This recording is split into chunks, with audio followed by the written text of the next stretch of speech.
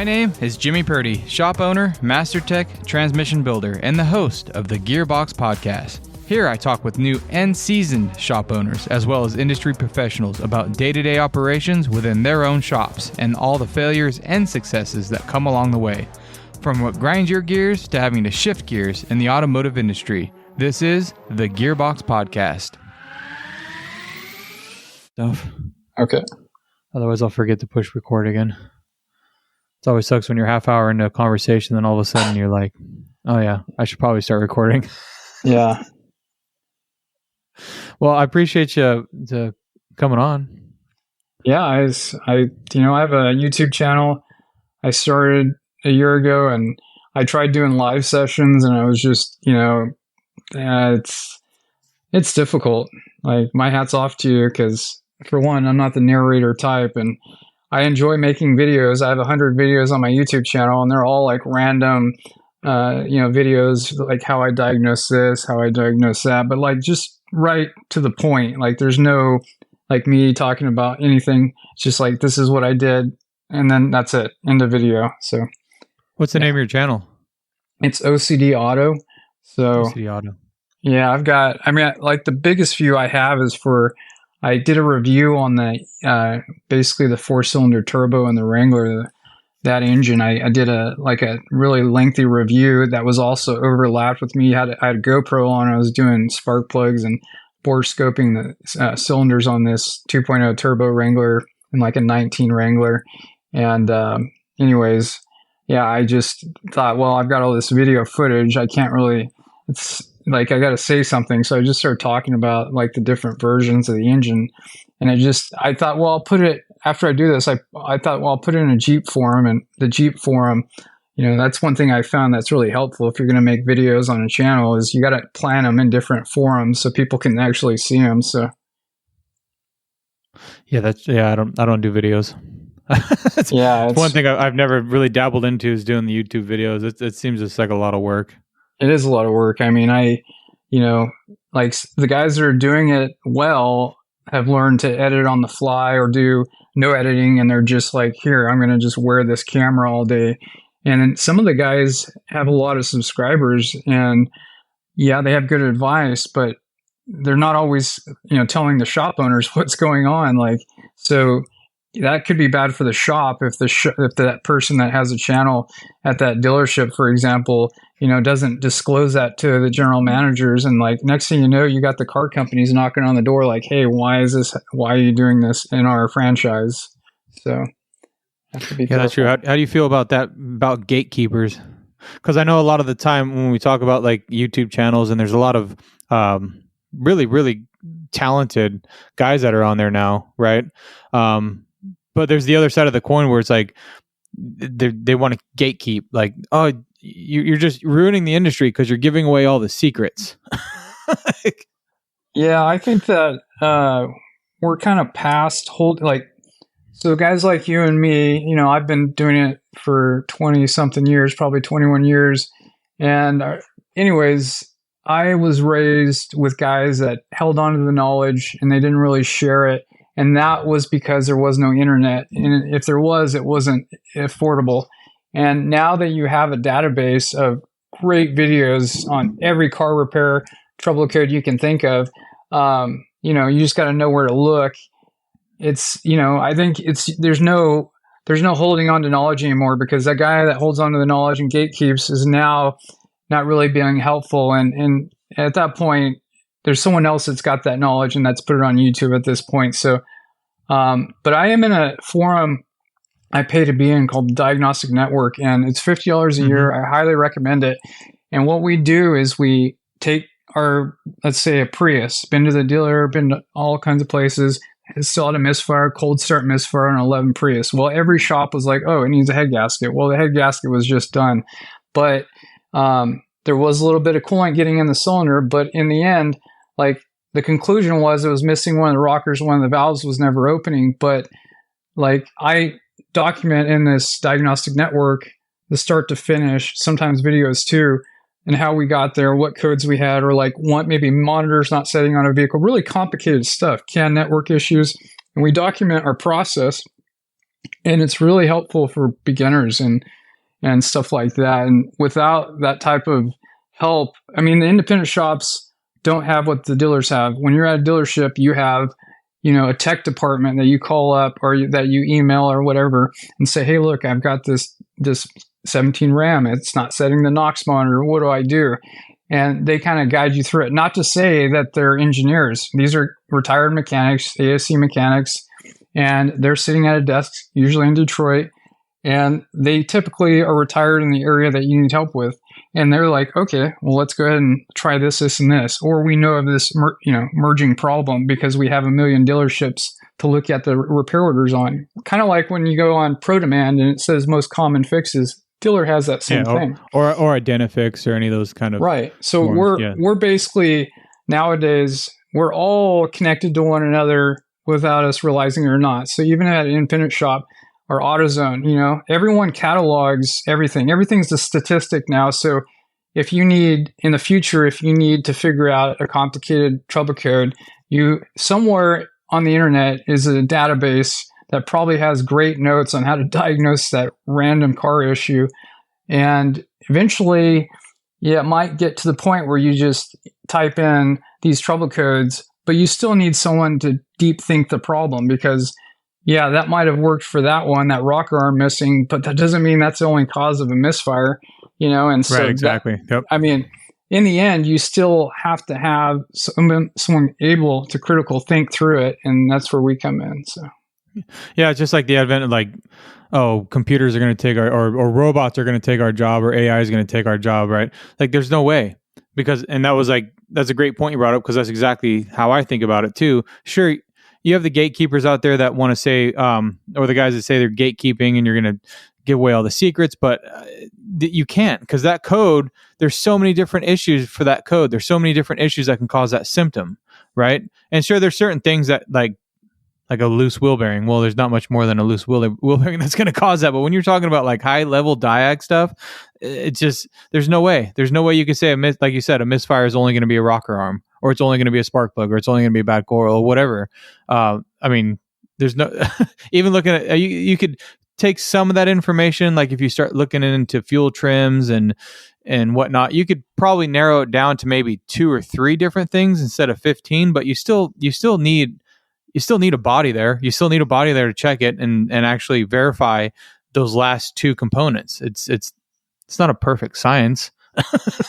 Yeah, so I dealt with a lot of lemon law vehicles for new cars and the way it works with Chrysler is if you have a Jeep Wrangler that has 3 attempts at a repair and it's still under some type of warranty, it gets bought back and then it goes to a buyback dealership, and that's usually in like LA or San Francisco. And there's 1 or 2 in each state that are buyback dealership, and they're a normal dealership, usually a big dealership in a big city, but they deal with all the lemon law buyback cars and they try and fix them. And quite often you'll see cars getting bought back because Chrysler, to turn on their modules, they have to use the CAN network because it's cheaper. They can't afford another set of copper wires for ignition anymore, so they cut the cost.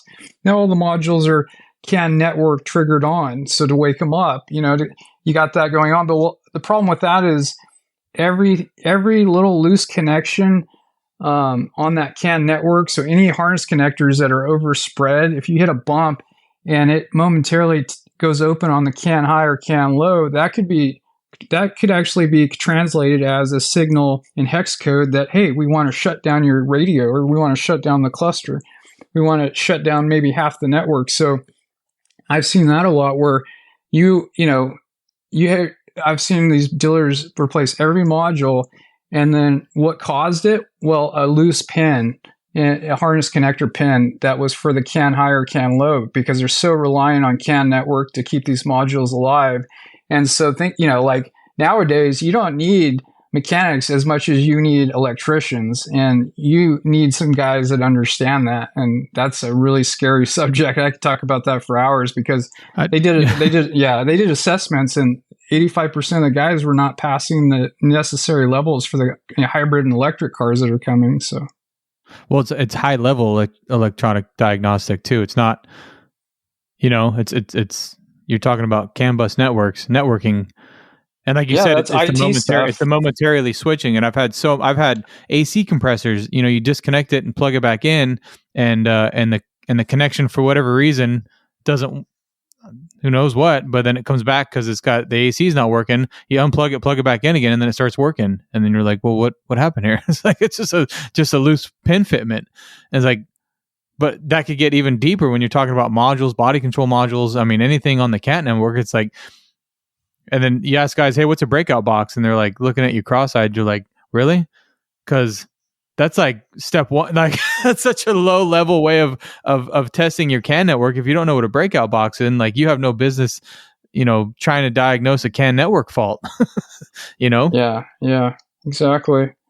You get a U code, and it's like they just, it must need a computer because it has a U code.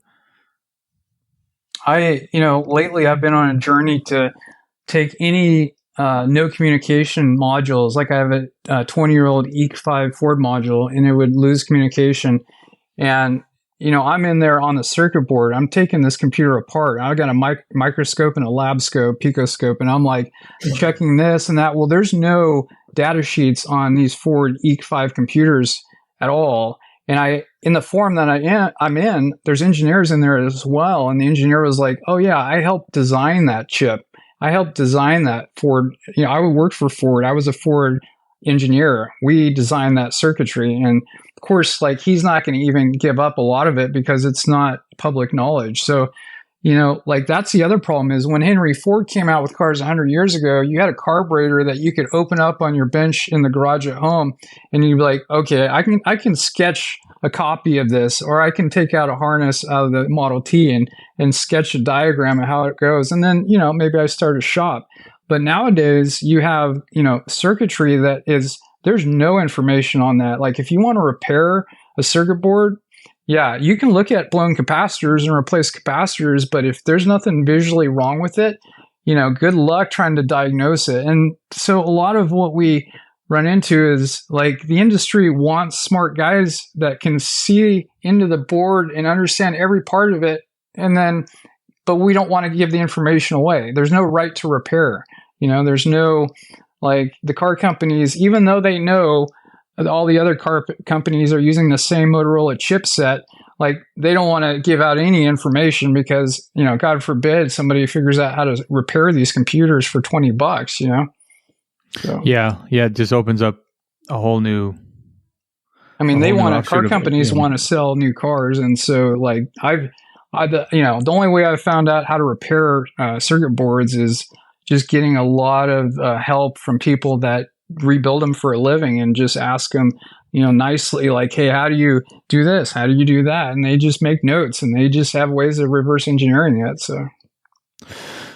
Yeah. I mean, as far as module repair, that's pretty advanced. It's one of those things you cut to the chase when you're talking about running a business, and then you're going to open up this computer and try to figure out what's wrong on the circuit board. I mean, obviously you just buy a new computer, and you just, like, if that's what the issue is, you just buy a module, right? I mean, I don't know how you'd be able to charge to, like, go in and say, well, I'll look inside of it and see if I can find what's wrong with it. I mean, it's kind of like back in the early days with automatic transmissions and not having a flow chart in the valve body, like, you just replace the valve body, but now we have so much information out there where you can test passages, you can use a vacuum tester. And so kind of on that point of, like, being able to look inside and know exactly how all those processes and all those things are working and be able to identify what the problem is and fix that circuit. I mean, it's just planned obsolescence, it's like the same with alternators. Nobody fixes alternators anymore, or starter motors. It's like, yeah. Like, you just buy the new one. And now they're doing that with the cars. It's like they're making these cars. It's like you just replace. You got a bad module. Well, there's 9 of them. They all have to be replaced at the same time. So it's going to be like $15,000. And you're like, well, I'll just buy a new car. Like, what are you talking about? All because of, who knows why that module failed, but it's just crazy, especially with the Stellantis and the Chrysler. I mean, getting into that high level module repair and replacement, it's like, I can't blame most shops for wanting to stay out of that, and I feel like the spot for the mobile tech, because you're mobile, right? Yeah, I'm mobile.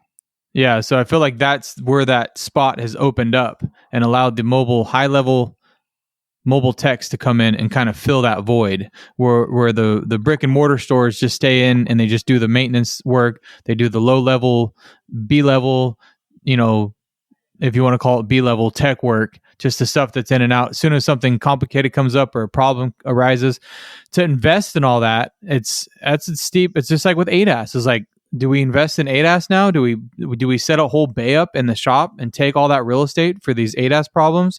Is anybody actually going to want to fix these problems? It's like, where is this going? And it's the same gearing up for a lot of that high level diagnostic stuff.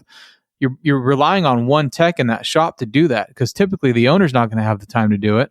No. So it's a tough situation, but I feel like that mobile tech is where that void's being filled, and that what makes the most sense. Yeah, I started out a year ago, because all my career I was always like the diagnostic and electrical guy, drivability, electrical. I do diesels and engine work, and I enjoyed doing engine work, but I've got a bad back, and so that had to stop. But I originally got into the industry in 1999 after going to UTI in Phoenix, and I took hot rod performance, and I learned how to, I got associate's degree in automotive, and then I took the extra course for 3 months to learn how to build race motors. And I almost got on with like NASCAR and a pit crew, and I was like, you know what, that's just, I can't travel. So I ended up, I grew up in Fresno. I ended up just, working at electric laboratories in Fresno, and it was like a 100-year-old shop in Fresno, the best electrical shop in California, in my opinion. And they taught me how to use all the factory scan tools back in the day when those were not even close to affordable for most shops. They had every factory scan tool. And I just kind of went from there and realized, okay, well, one day I want to open up a shop that's all I do is diagnosing and lots of electrical. And so like now I'm doing it, and I go to shops and I'm like, hey, I can help you with problem vehicles, this and that. And it's hard to prove that like somebody can even do that. And sometimes it's ego too, where the shop maybe, and no one tells you why maybe they don't call you, maybe they don't like me, but it's hard for me to prove that I can help more than they can in that situation. Not that I'm smarter than anybody, but it usually has to do with like, you have to have somebody completely disconnected from the normal 8-hour shift to focus on some of these problems. You can't have somebody thinking about a brake job coming in the morning and diagnose something late in the evening that's complicated. That's a good point. Yeah. You got to have a clean slate. And like that's what the dealerships prosper, is because they have a tech rep. When stuff hits the fan, they got somebody that can come in that's got associates in automotive like I do, and you do possibly, and you got somebody that is like tied directly with engineer cell phone numbers, and he's like, okay, we'll get this done. And he's got engineering level software scan tools. He can change VIN numbers. He can use computers to work. Like, he's the guy. But the problem is now is like, there's so many shops and dealers that need that tech rep with like Chrysler, that they're backed up a month to 2 months to get them out to a dealer, and it's only getting worse because shortages. But it's just, I don't know, just going on a rant, but basically my business has been somewhat successful, but I haven't done a lot of advertising either. I tend to stick, with the close by shops, and I just like start to get to know shop owners and try and figure out. Some of them are like, no, we don't need any help. We send it to this shop. Totally fine. I went and hit up Caliber Collision, and they're like, oh no, we have in-house. So I called the CEO of Caliber Collision in Texas. I was like, hey, you sure you don't need me?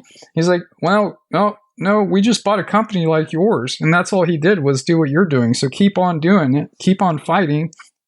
But we just bought some guy and his rolling diagnostic equipment vehicle and his employees, and now they do it for Caliber on the West Coast. They just go and program stuff, deal with CAN network and crash cars. That's all they do. And so that's kind of what I want to do, but it's hard because either they have somebody already if they're a franchise, or they don't know who I am, and they don't know. I don't know. I'm not really a great salesperson. So typically technicians aren't the best salespeople. Yeah, exactly. That's usually how that works. It's like most techs turn owners. That's usually where the failing goes, because it's like I don't know. It's like having an interview and you're hiring someone on for your team, and it's like you just don't know what's going on in their head, and you're asking all these questions, and it's like I don't even know what questions I need to ask you to get what I want out of you. You know, it's like you almost just got to go sit down and like hang out for an hour to figure out who each other are. But even then, it's still I've hired guys and it's taken 90 days. It's taken past the probation day, like 100 days before they do something. I'm like, oh, okay. It's like, because you're never going to see the same car twice in a month. You know, it's like, so until you finally get that shining star comes in, is like, oh, I see where you shine now. Now I know what to market for. Now I know what to bring in. Now I know what you're going to be good for, because there's just so much in the auto industry that you could be good and bad at.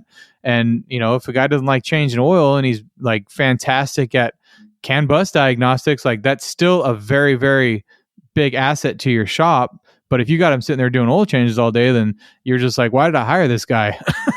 Like, you'll never find out who he is. It's like, it just takes so long. And so so on that point of like technician turn owner, like a client comes in and it's like, trust me, I can fix it. It's like, what do you mean trust you? I don't even know who you are. Yeah. Like, I don't like, what do you mean? Like it's such a hard thing to try to convey when you're making that pivot from being an auto technician to an owner. It's like, okay, I got to stop being a tech when I'm talking to this customer, because you go in there and start giving them all kinds of bullshit they don't want to hear about. Like, all they want to know is that you're going to fix it. You're going to take care of them. They don't need to know all that other stuff. Yeah. And, you know, like I also am not advertising that much because I learned quickly what shops need the most help with. It's like P0300 codes, because most shops, if it's a CAN network or electrical issue, they're not even going to call me because they're sending them directly to the dealership. That's how that seems to go. Like, oh, just go to the dealership. Well, what does happen, I see a lot of, is like, oh, we put a LKQ motor in it and we got a P0300. And it's like, okay, well, let me look at it. And sure enough, you do a relative compression on this Triton motor and it shows it's cylinder 2 misfiring. Okay. But compression, good. Mechanical gauges, everything looks good. And you're like, well, let me put a pressure transducer in it. And so one of the first jobs I got at the beginning of the year was like, I've got this nice, expensive picoscope pressure transducer kit. And I'm like, I'm looking at it and I'm like, thank God I'm in this forum, this diagnostic network. But even then, I could not tell you exactly why. It was a mechanical issue, but I couldn't say exactly why it was, you know, causing the misfire. And all the senior guys, senior pressure transducer shop owners in this network were like, you know, well, try this, try that. And I can't keep going back out of town to keep looking at it. So I gather as much data as I can on the time that I was there at that shop. And then I spend a few days reviewing it. And then maybe I get another call a month later. Hey, I got a P03 whatever misfire code on this 300,000 mile Vortec. And then I slowly get better at it and I slowly recognize like what is causing what. But there's no, unfortunately, working at the dealership, I didn't have the money for all this equipment. You know, I didn't have pressure transducer stuff. That was kind of never required. And now at Dodge dealers, they supply a picoscope to all Dodge dealers now, but they don't supply pressure transducers to stick in the cylinder, basically to check cylinder performance on the pressure transducer, which that you can actually, you know, go in the wrong direction if you're not really familiar with scopes, because you're like, oh, well, I think I know what that means. There's no for sure answer with scopes, you know, like you really have to dive deep. So it's a little scary sometimes. Yeah, well, and on that point, you're always looking at a broken vehicle. So I even imagine like at the dealership, I'm sure they don't get a lot of time to like pull in a normally good running vehicle and be like, can I just pull some waveforms off of this to see what it's supposed to look like? So everyone always pulls the scope out when there's a problem. And I mean, I think we're all kind of guilty of doing that. It just sits on the shelf until we get this complex problem from another shop or something just goes south, and then you want to pull the scope out, but it's not, I mean, not to say a scan tool gives you the answer, but the scope's not going to identify what the problem is. Or say like give you a little red section that's like, okay, this is where it doesn't look right. You know what I mean? So it's like you got to constantly be looking at it. And on that note of like using the WPS 5000, that pressure transducer, it's like it takes so long to learn like, oh, the towers, if they're leaning, if they're not leaning, and looking at the valve overlap and seeing, being able to overlay like the timing sequence of the cylinders to see, okay, this is at 30 degree, 30, and being able to differentiate, oh, well, the intake valve's not opening soon enough, or the exhaust valve's opening too late, or whatever. Like, you can identify all that stuff, but there's no like playbook for that. I don't know if you've ever watched Bernie Thompson on ATS.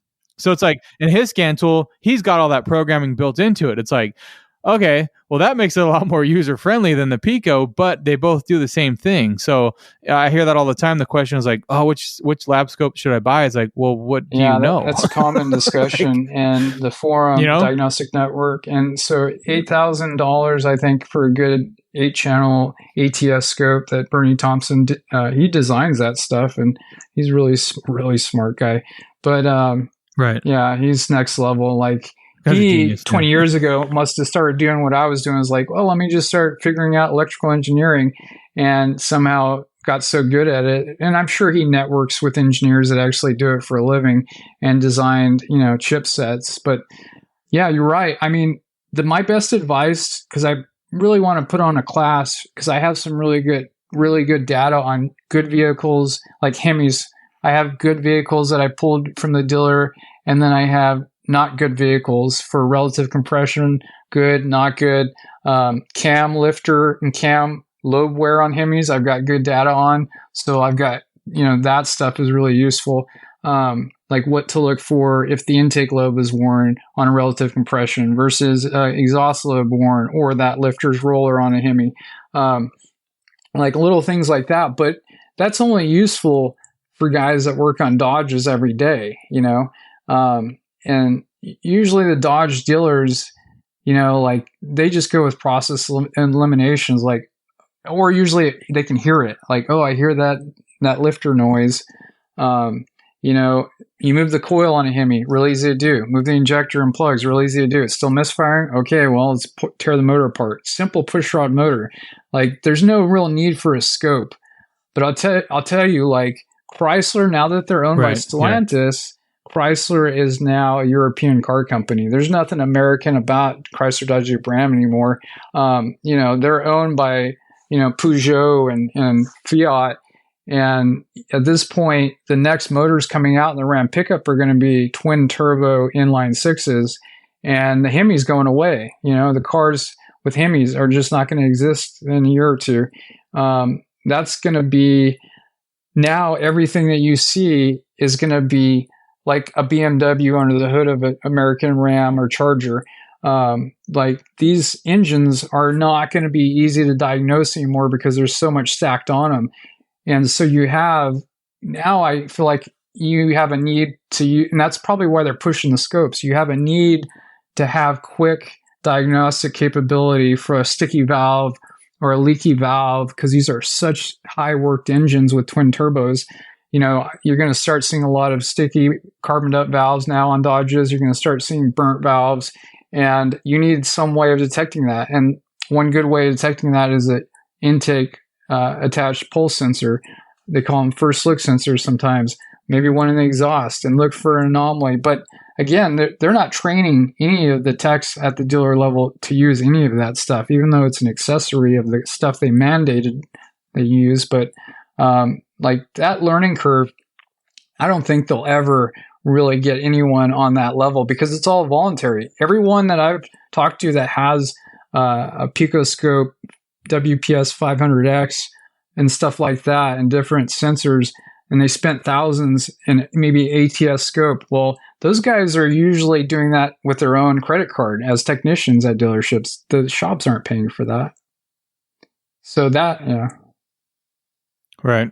Well, even independent repair shops, it's pretty rare to find an owner that's going to buy their tech that. Maybe they'll have it there at the shop, but yeah, it's quite an investment, and and then you got to train them, and it's like you're looking for the return on investment, right? I mean, obviously, at the end of the day, yeah, you want your techs to be trained, you want to be well supplied, but you buy an $8,000 scope.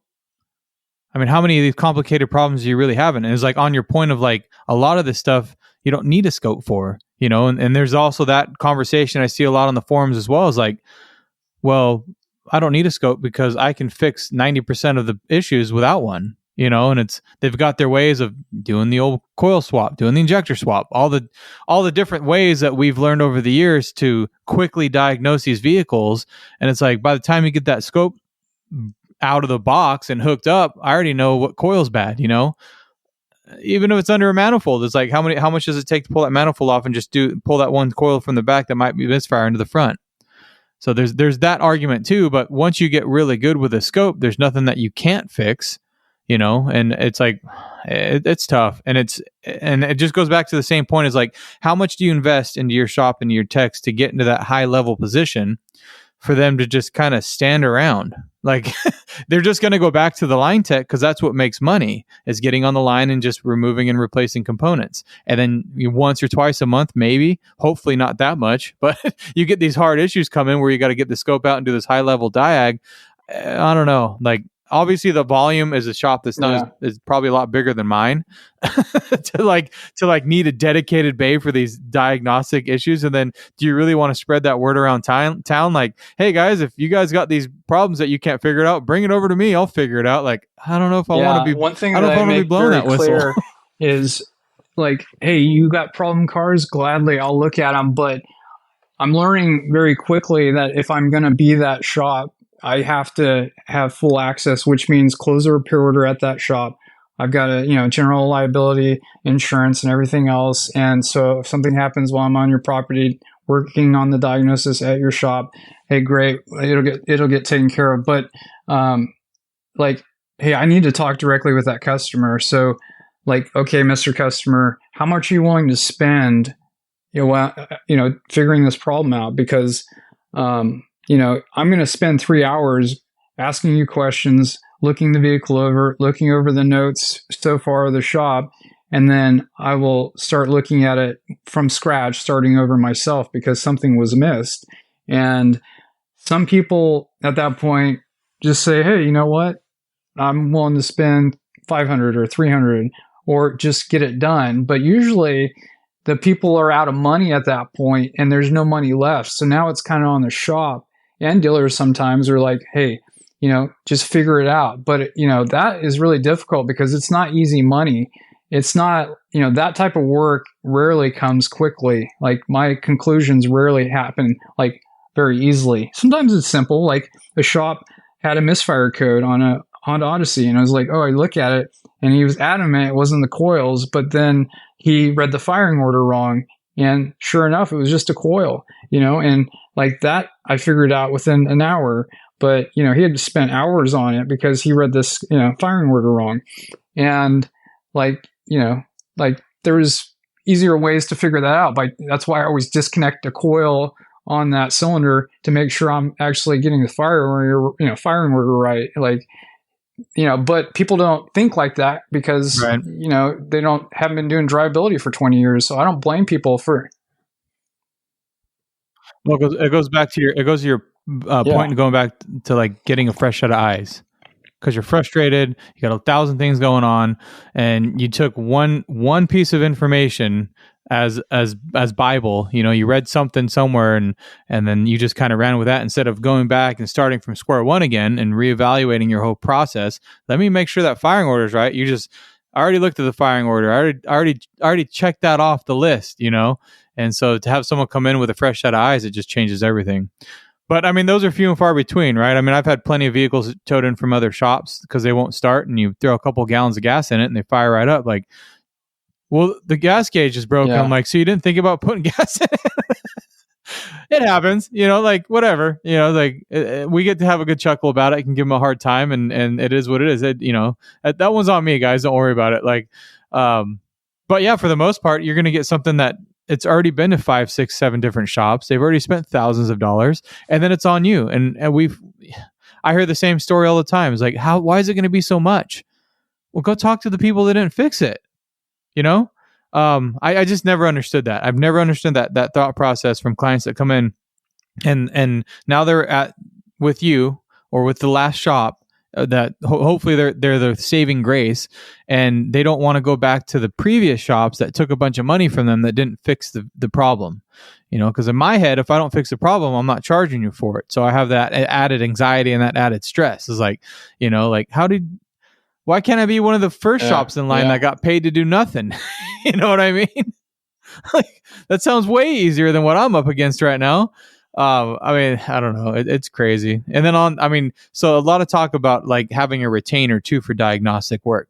Is that like, how do you go about pricing that stuff? Is that you kind of analyze and then you get a good idea of how much time you're going to spend, or how do you analyze that situation? Because I'm a mobile mechanic in the area, I like today I got a call. It was like, hey, I'm price shopping for ignition switch. And I knew what it was when, she told me the make and model. And anytime somebody is price shopping, I usually tell them, hey, look, I'm the same rate as any shop.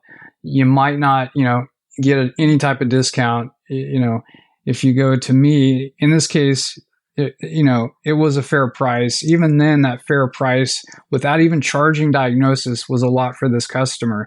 It was like $300 for repairing the Wrangler ignition rod breaking where the switch doesn't turn, and parts and labor $300. No diagnosis fee. I knew what it was over the phone. Told her that too. I was really honest, and so that's a lot of what I find is like there's a lot of people that cannot afford car repair. Like my rule growing up as a kid is either fix it yourself because you couldn't afford a mechanic, or you had to set money aside. Well, no one sets money aside for diagnostic fees and tire fees and brake fees. And so everyone as it is just, so I find that there's that huge hurdle of financials that now we won't get into. But what do I charge for a diagnostic? I usually tell people, hey, look, it's going to be $250 for me to go in there if it's been looked at before. And that's where we'll start at I'm $150 an hour is my labor rate,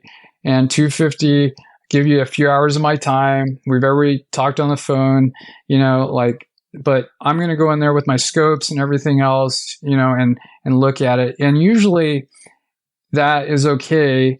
But I get a lot of calls for 25-year-old vehicles, early OBD2, OBD1 stuff.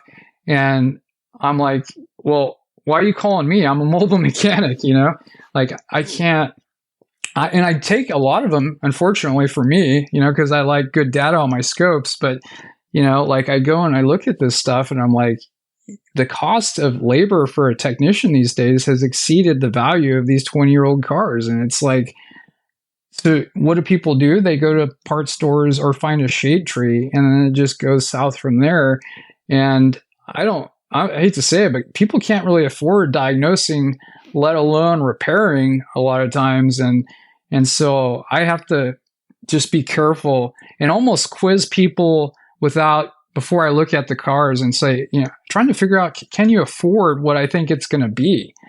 Can you afford if it's going to be $1,000? Like, that's a hard question to ask people without them ever stepping foot in the door of your establishment. Is like, can you afford if this goes to $1,000 or $2,000? Not because I'm trying to rip you off at all, but I just know with these codes and this model, this is probably what it's going to end up being. If I can figure that out before I get my hands and RO started, like, oh man, that saves so much heartache. So I do a good job of like, basically interrogating my new customers to figure out if they can afford what might be going down. So that's just what I do. Yeah. That's a smart way to do it. Yeah. I mean, like having the one thing we get if it comes from other shops is having a retainer, in a sense of like, we're probably going to have 2 or 3 hours in this. So, and it's the same thing. Are you willing to spend $500-$600 to figure out what the problem is? Not to fix it, but just for us to tell you what the problem is. And that's what, it's going to be that much? Like, yeah, I mean, so you got to have that conversation. Like, do you want to go buy a new vehicle? Or do you want to fix this one? And I think there's been a big push, I don't know, for me anyway, in this area of 20-year-old vehicles, getting a lot of money invested into them. And To each their own. I mean, if it's me, I'd probably do the same thing too. I don't know about these new vehicles now. I mean, they're not getting cheaper to fix, and then you still have the insurance and the registration of a brand new car, plus that $60,000 or $70,000 price tag on top of everything. And I think that's a conversation I have a lot too. Is you know that just because it's new doesn't mean it's not going to break. I mean, a transmission service is like $900 on an 8 or 9 speed Chrysler transmission. Like, it's just the fluid and the filter, and like we're not making a ton of money on it. Like that's all just going for parts and fluid. So you get to an old 2000 Chevy, it's like that's cut almost way below half on a trans service anyways. Like, yeah, maybe you should be spending $5,000 or $6,000 to keep this old truck on the road. Yeah, you see might so be the many better way to go. 2010, 2012 Grand Cherokees hitting these used car lots in these big cities, and the air suspension doesn't work, and its 4-wheel drive service light is on, and and there's the dash is peeling, and there's all of these issues going on because people are only fixing what they need to keep the car running. They're not worried about radios cutting out because all that stuff is just too much money. And so back to the affordability of car repairs. So what do people do? Most people now, lower middle class people, will go and they'll get a car used or new from a dealership, and they're going to get an extended warranty. And that's not a bad idea to get an extended warranty, but there's different levels of extended warranties. There's in-house extended warranty that covers a lot less, or there's a manufacturer's extended warranty like MaxCare, for example, covers almost everything on that car for the same price. Well, what's the dealer going to do? They're going to sell the in-house because they want to make more money. And so the problem with that lies in CarMax type dealerships where they have their own, extended warranty. They don't cover heated seat issues. They may not cover service 4-wheel drive issues like those warning lights and stuff like that. So you have a lot of these cars rolling around that are halfway broken that no one can afford to fix unless you're a mechanic. And I see a ton of that where just people are just rolling around with it's like a Christmas tree in their car. And they're just like, I just needed to pass smog, or I just needed to run, and stuff like that. But yeah, I don't know. That's like every BMW on the road. I didn't know it was so much to repair these things. It was like, well, you got the expensive car, but you got the expensive repair costs too. I have a shop owner, or he owns a construction company locally, and I'm looking at his Porsche, and I was like, and a shop referred me to this shop's customer.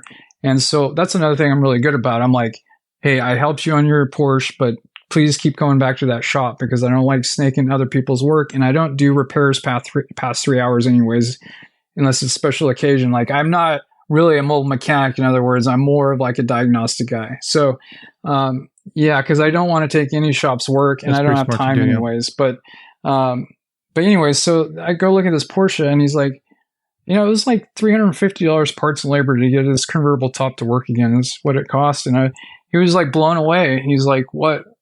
How is it only that much? And I said, well, the fluid was $40 from the dealer for 8 ounces. And then, the labor, it was pretty easy to put that 2 ounces in there to get it working again.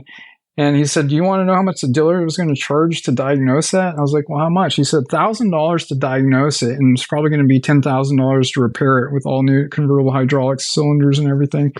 And I was like, well, that's, crazy. But yeah, that's the norm now. You go to the dealerships and it's $1,000 to diagnose something that's 20 years old, or $500. If it's 10 to 20-year-old vehicle, out of warranty vehicle, they're going to charge a lot of money. Now, some of them are like, oh, check engine light. Yeah.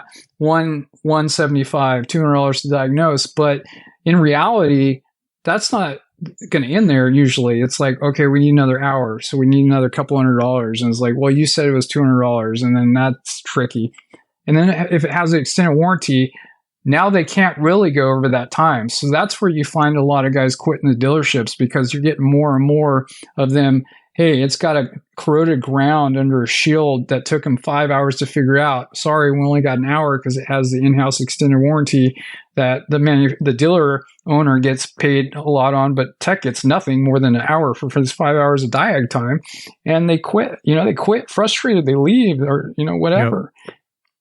Absolutely not. So now it's like, well, why do we have a shortage of dealer technicians, and they do surveys about how happy you are at these dealers. And I was always honest. I was like, hey, this is wrong, that's wrong, these extended warranties are wrong. If you're going to have them, make sure you pay, and it's like healthcare. They won't pay us past a certain amount, and you can't call a customer that spent all this money on a new car because they can't afford $5,000 a year for maintenance, and they bought the extended warranty so they can pay a certain amount every month for 8 years, includes everything they need, and that's fine for everybody in that dealership except for the master technician that's trying to figure all this out in an hour, So it's just highly frustrating. Right. Yeah, I mean, you brought up that point of the dealer was going to charge $10,000 to replace everything, and on the surface, I mean, we're against that. Like, that's just obviously a shotgun of parts, right? That's like, let's just replace everything and it'll work. Like a transmission, same thing. If it's not shifting right, it could be a shift solenoid, could be just low on fluid, but if you put a new one in there, it's going to work.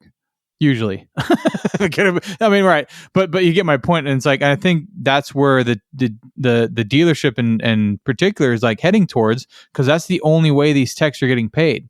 Is he going to spend 5 hours or 3 hours to figure out that top just needed to be topped off with fluid and there was a leaky line?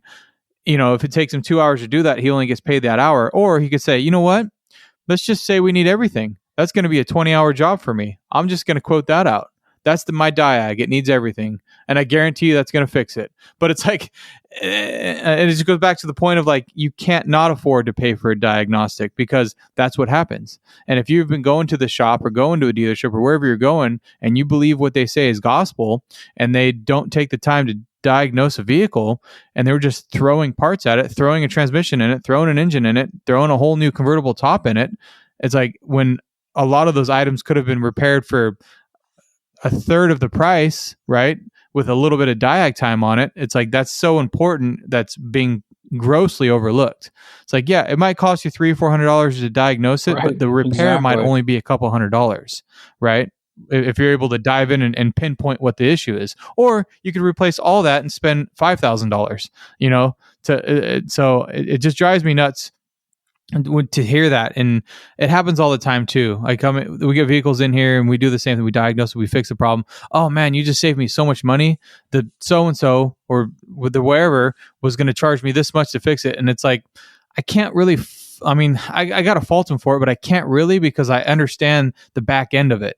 And I understand what the techs are getting paid. And like, that's just what makes the most logical sense for them, because they're just not getting compensated for the time they should be. If it's under warranty and they can and say the top is bad, well, then the warranty will pay out all that money to replace the whole top. If it was under warranty or whatever, it's like, it's just crazy. And yeah, I don't know if I'd call it incompetence. I think maybe some of it is incompetence where they just don't know what to call out, so they're calling out everything. But maybe part of it too is they know exactly what it is, but they're just not going to get paid to diagnose it. So replace it all. That'll fix it. I came from one of the best independent shops for a decade, and then some of the best, what I think are the best to work for, dealerships in the county for 10 years. And I would say that the lube techs at dealers are there because either they just want a job or they want to learn something. So 1 in 10 wants to move past lube changing. So it used to be 9 out of 10. Now it's like 1 or 2 out of 10 actually want to progress and become better. And so you have even smaller pool to pull from. And now these guys are moving up slowly. But to get to the point where you can pull in a car and say, hey, this convertible top isn't working on this vehicle. Okay, well, what do you do? Like, you got to figure out how it works. Well, when does he do that? Well, he's got to read up the description and operation in ProDemand or something. Well, that's usually not enough. And it's not, so in other words, he needs years and years of just street knowledge acquired through touching cars, and eventually he'll realize that convertible top, it has seals that just naturally leak over time, like floor jacks that jack up cars. naturally some of that fluid goes past those seals. It's just like rings on a piston. That fluid just lost its, slipped past the piston seals and that Porsche's hydraulic cylinders that open the top, close the top, just went past it over time. There's no excessive leak on any of these that I've dealt with, even Chrysler convertible tops. It's just natural leakage over time. Rarely is there an actual large enough leak where you should actually replace things, in my experience. And in that case, but like, how do you know that? There's no service bulletin that says, oh, it's probably normal leakage, because no one really deals with convertible tops that much. But like, yeah, there's nobody in the dealership environment that can easily say, like, oh yeah, we can just put fluid in that rather than replace it for all, $10,000, just replace all that stuff. Nobody has that street knowledge is what it really boils down to, because nobody's really that invested in their career. Yeah, it's a little bit of that, and I think a little bit of common sense that we're lacking a lot in the industry too. I mean, some of it's just it's so technically driven right now to like learn as much technical stuff as you can, but there's also a lot of common sense stuff that's like, and it's like the light bulb moment, like, oh, I checked this and I checked this and I'm analyzing that, and it's like, dude, like what do you think it is? Well, I think it's whatever. Okay. That's probably what it is then. Like sometimes it is just the gut check, Sometimes when you're dealing with it, it's like sometimes it's just seat of your pants. Sometimes, well, what I think it is it's probably this or whatever you're dealing with. It's like, okay, well then we don't need to like analyze and like find these numbers. Like you said, like we don't need to find a problem. Like if there's no problem, then there's no problem. And it's normal operate. It's like the DCTs and the Ford Focuses, right? Like that's just how they shift. There is no fix for it. It's normal operating. That's just how it is. You can't fix what's not broken. And yeah, using that common sense is like, that's huge too. Like you got to have both. And I think, like you said, the common sense just comes from the street smarts and just the veterans of the done it. And you've seen it over and over and over. And you're like, oh, that's normal. Oh, how do you know that? It is. Trust me. Trust me. It's fine. And I mean, you can't. No one can teach you that overnight. No one can teach you that in 5 years. It takes decades to like just have the confidence to know like that's fine. I don't need to know a bulletin. I don't need to read something about it. That's just how it is. There's a lot of. I mean, my cousin owns a transmission shop in Fresno for 25 years, and I ask him car questions over the years, like, hey, what do you think about this misfire? Or what do you think about this scan tool? And he's like, honestly, like, I don't know anything about cars. And I'm like, what are you talking about? And he's like, I just know how to rip a transmission apart and make it work when it's done. And I do transmissions and that's it. And yeah, he can probably do the programming nowadays. You kind of have to with like Nissan CVTs and stuff and, modules in the valve bodies, but like he knows nothing else but transmissions. And that's what needs to happen again in this industry is we need to have a shop that does transmissions. We need to have a shop that does electrical. We need to have a shop that does drivability. We need to have specialized German shop. And we have those shops. You have German Auto and North County Diesel and Switzer's and other places like that. Moore and Brothers. By the way, Moore and Brothers does the ADAS for most shops in this county. But yeah, it's, there's still no electrical shop. Like there is no, and that's what I'm wanting to become really is an electrical shop. But I can't pay the bills by just doing that because I'm a new company. So I have to do other things too. I do lockout calls sometimes. I mean, I'll do Slim Jims for insurance companies if I need the money. So. Yeah, and that's that's what the problem is the money.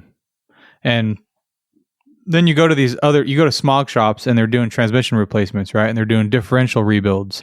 And you're sitting back and you're holding back and you're like, okay, I'm just going to stick. I mean, that's how I started, was a transmission specialist. That's what I was rebuilding transmissions. And it's just over the years, you get slow and you're trying to pull in this transmit. And it's like, dude, I need work. And then you get cars coming in with a misfire and they think their transmission's slipping. I couldn't tell you how many of those I turned away. Like, no, you have a misfire. Oh no, I just came from a shop and they said it's the transmission. I'm like, it's a misfire. Like, here, get in the car with me. Let me show you. Watch a misfire. See, every time that little number keeps going up and you're feeling the transmission slip, yeah, it's a misfire. And then you send it away. Like, and it's like, you start looking at the end of the month, it's like, if I would have just fixed that, that would have been, that's money. And so you just start going down that path. And it's like, beggars can't be choosers. So you just start taking in what you can take in to keep the finances rolling. And before you know it, it's like half your business now is transmissions and the other half is auto repair. It's like, well, and that's putting more money in the bank, it's like, and everyone's just replacing transmissions. And then you look at the cost of the remanufacturers versus what I can rebuild it for. Wow, I'm not really like saving anybody any money. So it's just what happens. It's the evolution. But you're right.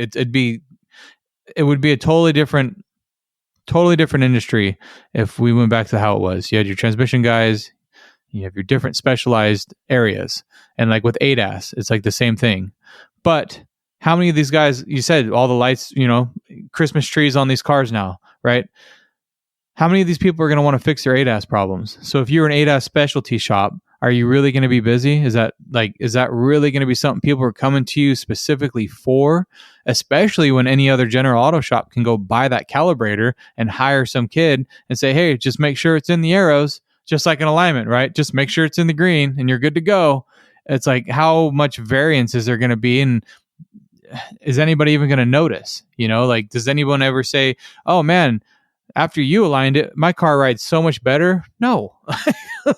They might be like, hey, my tires last like 10,000 miles more. Probably not. They're not noticing. They just, when it needs tires, they go get tires. Who calculates how many miles they're getting out of their set of tires? And so it's just so much variance there that it's so hard to have specialized. And the other thing you got to realize anymore about ADAS, if you want to get into that, and I really try and avoid ADAS, but there's dynamic ADAS, like Chrysler products. A lot of their ADAS calibration is done dynamically with the scan tool routine. So if you do a front camera and a RAM that has full surround view camera, so you see the top view of your car when you back up in your nice Ram truck, that front camera needs to be calibrated if it's, been off the grill or it has a new camera. And so you'll see that. That's a dynamic, drive it, make a left, make a right, go 2 miles an hour. The scan tool tells you what to do as you're driving it. There's no board involved. But then you have Wagoneers that have sensors that need to use a board and lasers and stuff. That's a static ADAS, I'll call it. Well, that requires a lot of setup time, and the problem with that is, like, if you do it wrong, if that car gets in an accident, more and more insurance companies are going to the people that calibrated it last and saying, hey, let's see your paperwork. Did you document that you did that one procedure? And that's going to be more and more people, I think, lawyers getting involved, and they're like, oh, well, let's sue the dealership because they didn't do a calibration when they had that grill off to the radiator. Maybe it's, independent that did it. So more of these sensors that you have, it's a big reason why Tesla doesn't like selling parts to independent shops, because they want to make sure everything is calibrated. But more and more you're seeing people getting sued as shop owners because their guy didn't calibrate that front camera on that radiator job. That's just something to think about. Like, it's going to get crazy with these semi-autonomous cars. Yeah. Especially with when you get attorneys involved, because there's, as we all know, there's the procedure way of doing it, and then there's the common sense way of doing it, right? And if you find a way to calibrate something, or you say, like, for example, the alignment, there's like the procedural way, but there's some of those steps that may or may not get overlooked. But at the end of the day, you're just trying to get the thing aligned. You're just trying to get everything set to where it needs to be set, right? And so they're just going to be digging through the paperwork. Oh, look, you didn't do step 3. It's like, that's stupid. Like, no one does that, right? Like, nobody does that step. Like, you don't need to. Nope, you didn't do it. So now it's like that kind of stuff there is what the problem is going to be. And I think not having it mandated as a safety item yet, I think that's probably going to give a little bit of leeway there. But as soon as it's mandated as a safety item in a vehicle, that's just when it's all going to go. I mean, yeah, I don't know if it's a good idea to get into it or stay out of it. It's like the smog program. Like I got out of the smog program. I don't want anything to do with those people. the amount of responsibility that they mount on you for no, I'm good for $50 a car. And no, I'm good. I don't need the bureaucracy in my shop for that. And the Bureau of Automotive Repair, I'm good. They have the referee. So if your monitor isn't sitting on your vehicle, your diesel Ram truck, say it's a NOx monitor, and you're like, okay, well, here's a checklist that needs to go with the customer to that dealership. And basically, it's given the dealership rights to spend thousands of dollars on parts because one of the things that they want done is open a start case. Well, start case, back to the technical assistance side of dealerships, they're going to say, well, check these temp sensors, do this, clean that, wiggle this, tighten that. And next thing you know, there goes $5,000 just to see if you can set a monitor. And really what had to happen is all they had to do was go in there and look at the data in the OBD2 mode 9 or 10, and it would show that the NOx monitor has never set in the life of the vehicle, meaning that there's a software anomaly or it's got a tune, and it's got, it probably just needs to be updated again, reflashed, overflashed. And, that type of stuff happens more and more on these diesels. And, but nobody knows to look there yet because nobody's the technical writers for dealerships are just guys like you and me. They're like, hey, what should step one be? Mr. Engineer, car company, on this misfire code. Oh, we'll check this. All right, well, what do I write next? They're just getting orders from somebody in a car company's department that thinks they know how they should diagnose their product. That doesn't mean that's a logical avenue to take, So, anyways. Right. Yeah, they try to keep it as simple as possible for themselves anyway. Most trouble charts on Chrysler is you have a map sensor circuit high code. Disconnect both ends, engine computer end and sensor end. Ohm out circuits. Check for cross shorts. Check for this. Check for that. None of it says back probe it. Check for 5 volts. Check for signal ground back probed and check signal back probe because now your sensor has got a complete circuit. Rarely does it say anything logical in there. So it's wasting 2 hours of time to get to all this stuff. And then rather than the logical steps, there's no logic in most of those trouble charts. It's usually some engineer talking to a technical writer, telling him what to write. And then they think it makes sense, but they're not the ones that actually diagnose. So. Yeah, I feel like it's too hard for them to actually, be able to write that out. Just like the way you had just mentioned it now. Why would it be so hard to do that? Why would it be so hard to check reference voltage? Why would it be so hard to check the signal output and actually put what the signal output's supposed to be at sea level versus, whatever? What am I looking for? What's my end goal here? I'm just testing the resistance of the wire and the harness. Right. Oh, get real. That's like having your Christmas lights not work and then disconnect the extension cord in between and go to the hardware store and buy a meter and then plug the meter in to check each end for continuity rather than, hey, maybe there's a cut in the wire or bulb out, I don't know. So. Yeah. It is the flow charts, and I mean, it is gospel for most to go through there and at least check that. It's a good place to start. But how many problems do you actually find going through a flow chart, especially with the Chrysler stuff? It's no, it doesn't make any damn sense. I mean, don't even look at the scan tool. You can put that in the flow chart. Check scan tool data. You should see at sea level so many inches of vacuum, at least give something, but most of us just jump on YouTube because that's the only way you can find some logical information. Someone's uploaded it somewhere, and at least now we have some sort of frame of reference. Okay, well, the scan tool data looks good, or it doesn't. Now we know what our problem is. We can go from there. But yeah, it's when it comes to the diagnostic stuff, and that's why I hate when people say that we're stonewalling or you're putting too much information out there. It's you can't have too much information out there. It takes Yeah, you could skip to the end of the video and just replace the part that the person in the video replaced that fixed that problem. But I guarantee that 90% of the time, that's not going to fix the problem. And you've totally missed everything. I'm sure you watched Paul Danner, Scanner Danner. And so like I talked with him about the same thing. It was like, you're missing the point. If you're skipping to the end of the video, you're missing the whole point of the content. Like he's showing you how the system is operating so that you can use that reference for your repair, not because you have that exact same vehicle with that exact same code. Drives me nuts. Like that, you're missing the point. He's like showing you in real time, in real world, the functions of that circuit or the system, and that way you can apply it correctly. Do you ever watch? Not skip to the end and replace that part. He's on TikTok.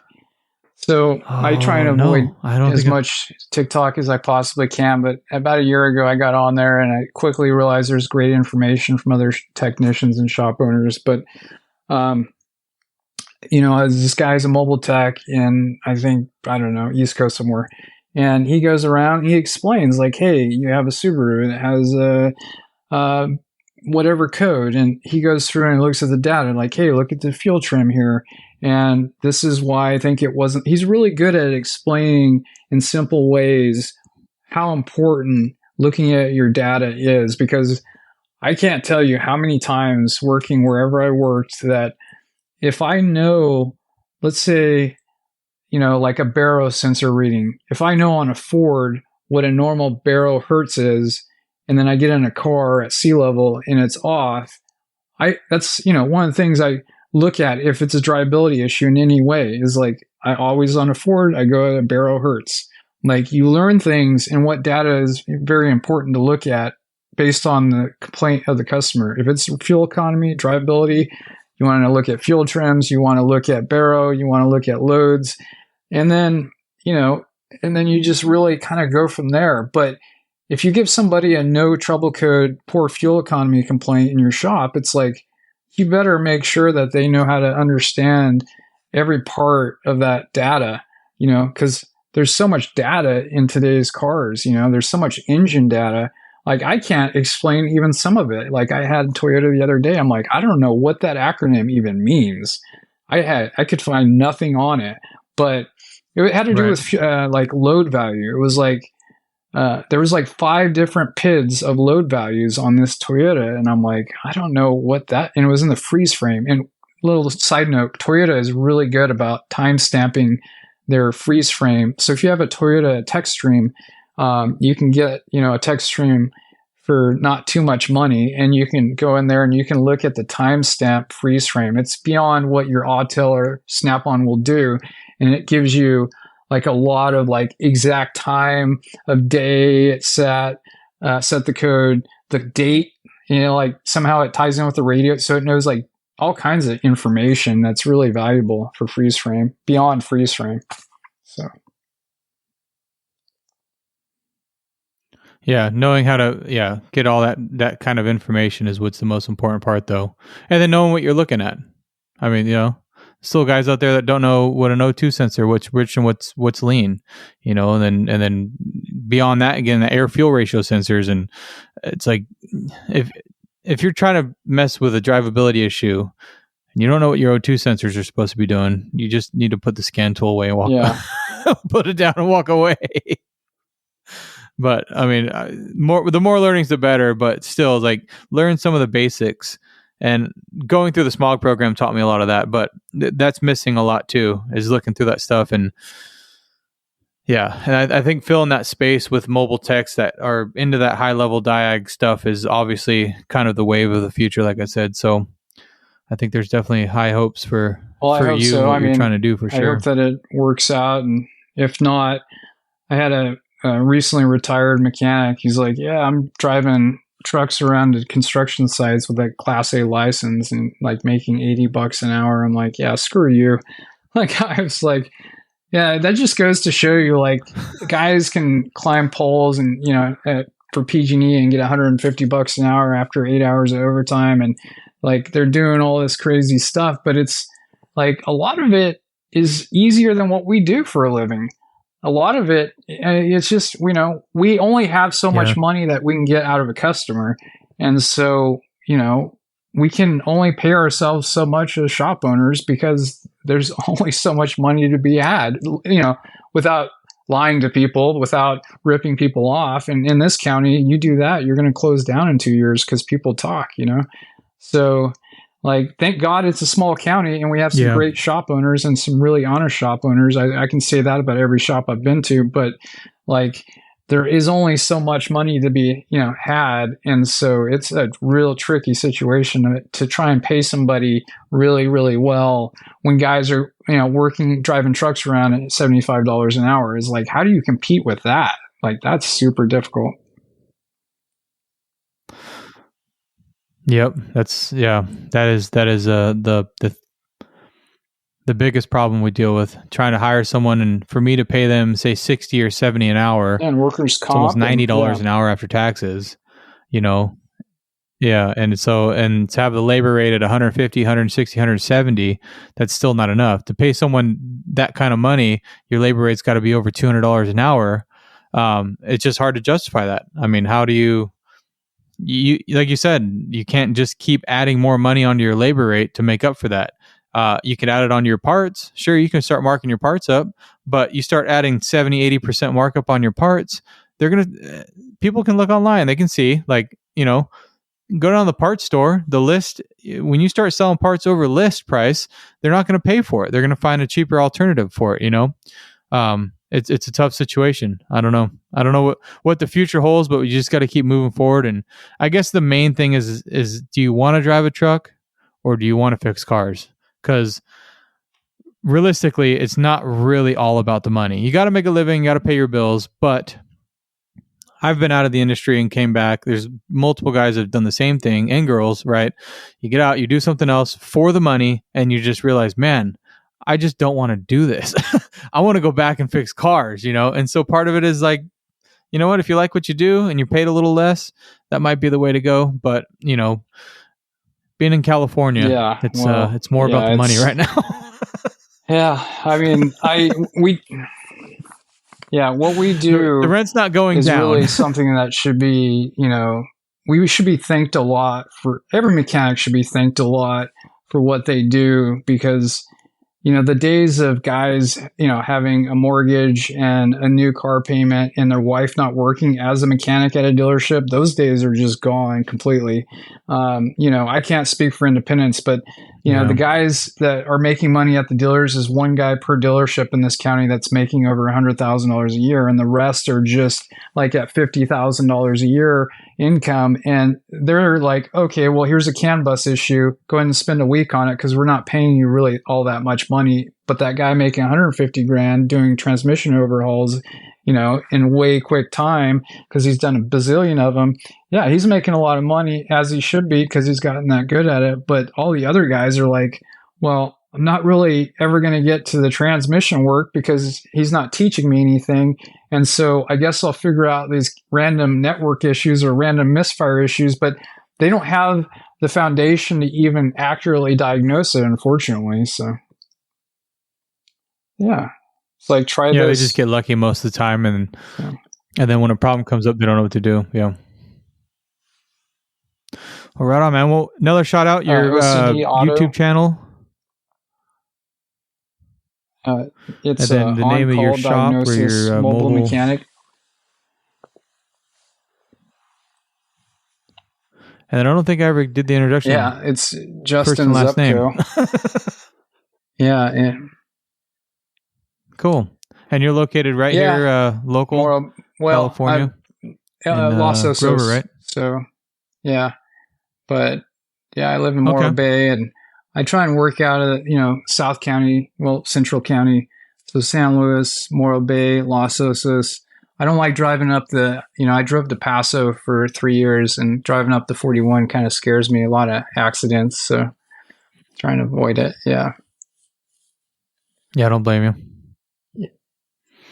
Well, I appreciate you coming on. I can good. A lot of good information.